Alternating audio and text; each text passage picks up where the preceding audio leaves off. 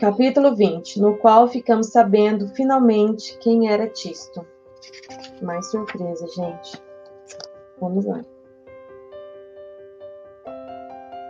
Olha aqui o pônei, tá? Eu acredito que seja o trevo. O que vocês acham que é? Mas continuando a leitura. Ela o procurava vários dias, exigia todos os seus cuidados. Era só nela que ele pensava. Ela? Quem? A escada. Tisto está construindo uma escada, diziam em Miraflores. Mas era só o que sabiam. Uma escada para ser colocada aonde? Para quê?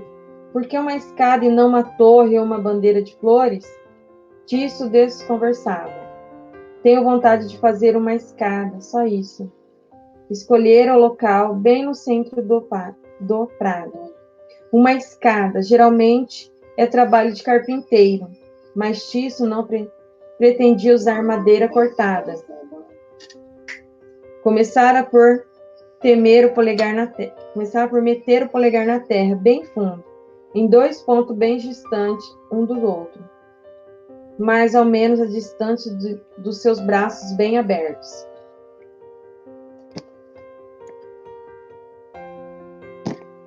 É preciso que as raízes dessa escada sejam bastante fortes, explicava o pônei, que acompanhava os trabalhos com grande interesse. 2 árvores se ergueram, 2 belas árvores esguias de ramos espessos, e menos de uma semana tinha atingido 30 metros. Cada manhã Tisto, fiel aos ensinamentos de Bigode, dirigia-lhes um breve discurso. O método deu o melhor resultado. As árvores eram de rara qualidade. O tronco, em sua elegância, lembrava eucalipto, mas com a dureza do jacarandá. As folhas eram recortadas como as de parreiras, e os frutos brotavam verticalmente em pequenos cones, como pinhas do pinheiro. Mas quando as árvores passaram das 70 metros, as folhas da parreira deram lugar aos espinhos azulados, e apareceram botões de veludo. Carolo disse então que as árvores eram de uma espécie muito comum no seu país, e o que chamavam sorveira. Isso, sorveira. Protestou a cozinheira Amélia. Isso, sorveira?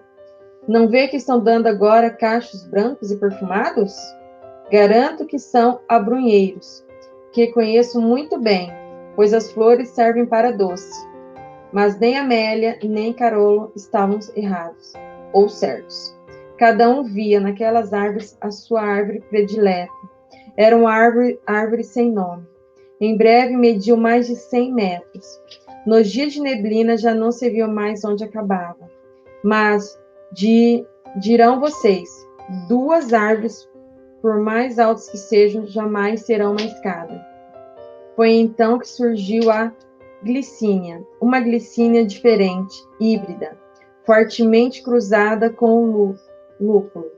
Apresentava ainda a particularidade de crescer na horizontal entre os 2 troncos. Apoiava-se solidamente num deles. Dava um salto, atingia o outro. Contornava-se as 3 vezes. Fazia um nó com sua própria haste. Subia um pouco mais e repetia a proeza em sentido inverso. Assim se construíram os degraus da escada. O espetáculo foi quando essa glicínia, de uma vez só, se cobriu de flores. Parecia correr do céu uma cascata cor de malva. Se Bigode está mesmo lá em cima, como insistia em dizer, secretou Tisto ao ginástico, aproveitará essa escada para descer, nem que seja um pouquinho. Você fica pondo coisas na cabeça, respondeu o pônei. É que eu sofro por não vê-lo, e por não saber, respondeu Tisto. A escada continuava a crescer. Fotografaram-na para os jornais em cores, que cresciam a seu respeito. A escada de flores de Miraflores, ex-Mirapólvora. E a 8ª maravilha do mundo. Se a gente perguntasse aos leitores quais eram as 7 primeiras, ficariam bem atrapalhados para responder. Faça pergunta a seus pais para ver uma coisa. Estou falando para você fazer essa pergunta. Mas tudo isso não fez Bigode crescer. Vou esperar ainda 3 manhãs, decidiu Tisto. Em seguida, sei o que me resta fazer. Chegou a 3ª manhã. A lua se deitara, o sol não se levantara ainda, e as estrelas estavam caindo de sono, quando Tisto saiu.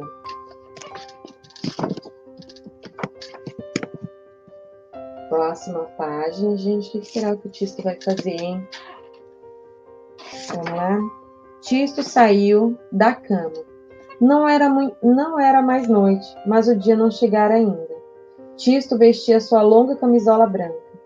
Onde é que foram parar meus chinelos? Perguntou a si mesmo. Encontrou um debaixo da cama e outro em cima da cômoda. Deixou-se escorregar pelo corrimão. Saiu pé ante pé e chegou até a escada, no meio do prado. Ginástico também estava lá. Tinha o pelo triste, a orelha caída, a crina emaranhada. Que é isso? Você já está de pé? Perguntou-lhe Tisto. Não entrei ontem à noite na cavalariça, respondeu o pônei. Confesso que passei a noite inteira tentando roer o pé dessas árvores, mas a madeira é dura demais. Meus dentes não conseguiram. Você quis então derrubar a minha bela escada? Exclamou Tisto. Por que, Ginástico? Para impedir que eu suba? Foi, disse o pônei. Gotas de orvalho começaram a cintilar pela relva, e ao mesmo tempo Tisto viu 2 lágrimas nos olhos do pônei. É preciso prestar muita atenção quando os cavalos choram. É sempre por uma coisa importante. Mas vamos, Ginástico. Não soluce desse jeito, senão você vai acordar todo mundo. Por que você se preocupa? Você bem sabe que eu não sinto vertigem. Eu vou só subir e descer. Já estarei de volta quando Carolo se levantar. Mas Ginástico continuava chorando. Ah, bem que eu sabia. Eu sabia que isso ia acontecer, repetia ele. Eu trarei uma estrelinha para você, disse Tisto para consolá-lo. Até logo, Ginástico. Adeus, disse o pônei. Ele viu Tisto escalar os degraus e acompanhou a sua ascensão. Tisto ia subindo no mesmo ritmo, leve e ligeiro. Dentro em pouco, sua camisola de dormir parecia menor que um lenço. Ginástico espichava o pescoço. Tisto diminuía, já era menor que uma bola, que uma ervilha, que uma cabeça de alfinete, que um grão de poeira, quando se tornou invisível. Ginástico afastou-se tristemente e foi roer a relva do prado, embora não sentisse fome. Mas Tisto de sua escada via ainda a terra. Olha só, disse consigo mesmo, os prados são azuis. Deteve-se um instante. Daquelas alturas tudo muda. A casa que brilhava ainda, num minúsculo reflexo de diamante. O vento se metia pela camisola de Tisto e a enchia com seu sopro. Vou segurar bem forte. E prosseguiu a escada.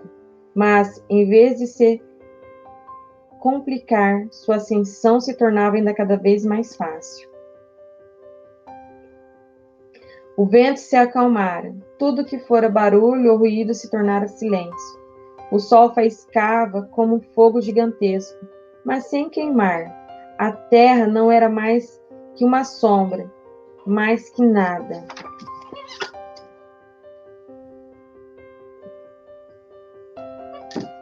Tisto não percebeu logo que já não havia escada. Somente deu por isso quando verificou que perdera seus caros chinelos e tinha os pés descalços. Já não havia escada e ele continuava a subir, sem dificuldade, sem fadiga. Um grande asa branca o roçou. Que engraçado, pensou ele. Uma asa sem pássaro? E de repente ele encontrou numa enorme nuvem alva, sedosa, macia, onde já não enxergava mais nada. Essa nuvem lembrava a Tisto alguma coisa. Uma coisa tão branca e tão suave.